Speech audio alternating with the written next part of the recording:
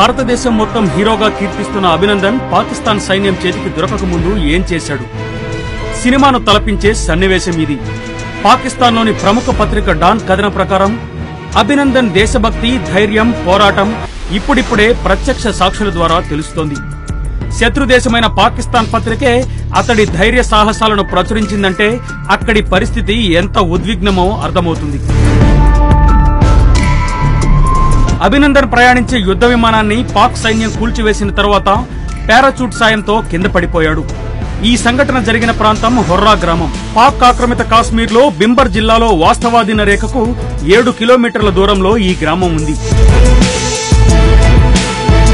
పాక్ లోని మహమ్మద్ రజాక్ చౌదరి అనే స్థానికుడు డాన్ పత్రికకు ఇచ్చిన ఇంటర్వ్యూలో అక్కడ అసలు ఏం జరిగిందో చెప్పాడు. ఉదయం 8:30 గంటలకు తన ఇంటి ఆవరణలో పనిచేసుకుంటుండగా ఆకాశంలో 2 విమానాలు కూలిపోవడం గమనించానని చెప్పాడు. అందులో నుంచి పారాచూట్ తో కిందికి దిగిన విమాన పైలట్ వాస్తవాధీన రేఖ వైపు పరుగెత్తడం చూశానని అన్నాడు. ఇది చూసిన వెంటనే గ్రామంలోని యువకులకు సైన్యం వచ్చే వరకు విమాన శిథిలాల వద్దకు వెళ్లొద్దని చెప్పానని, పైలట్ ను పట్టుకునేందుకు తన వెంట రమ్మని కోరానని అన్నాడు. తాను సంఘటన జరిగిన ప్రాంతానికి వెళ్లేటప్పటికే ఆ పైలట్ పిస్టల్ చేతిలో పట్టుకుని ఉన్నాడని, అక్కడ ఉన్న యువకులను తాను ఉంటున్నది పాకిస్తాన్ భూభాగమా లేక భారత్ భూభాగమా అని అడిగినట్టు చెప్పాడు.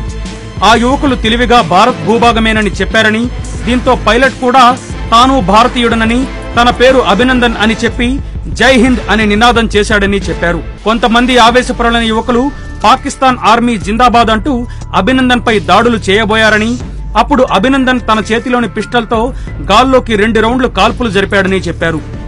దీంతో తమ గ్రామ యువకులు అతనిపై దాడి చేసేందుకు రాళ్లు తీసుకున్నారని చెప్పాడు.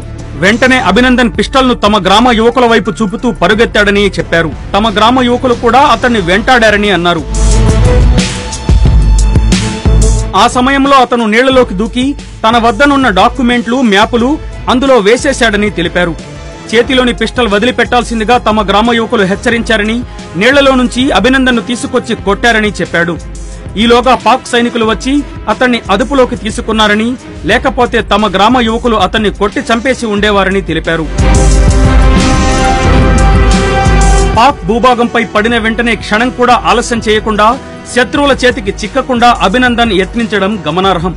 తనను ఒక మూక వెంటాడుతున్నప్పటికీ తన వద్ద ఉన్న వాయుసేన డాక్యుమెంట్లు, మ్యాపులు వారికి దొరకకుండా చేయడానికి ఆయన చేసిన ప్రయత్నం దేశ రక్షణలో మన సైన్యానికి ఉన్న చిత్తశుద్ధిని మరోసారి చాటి చెబుతుంది.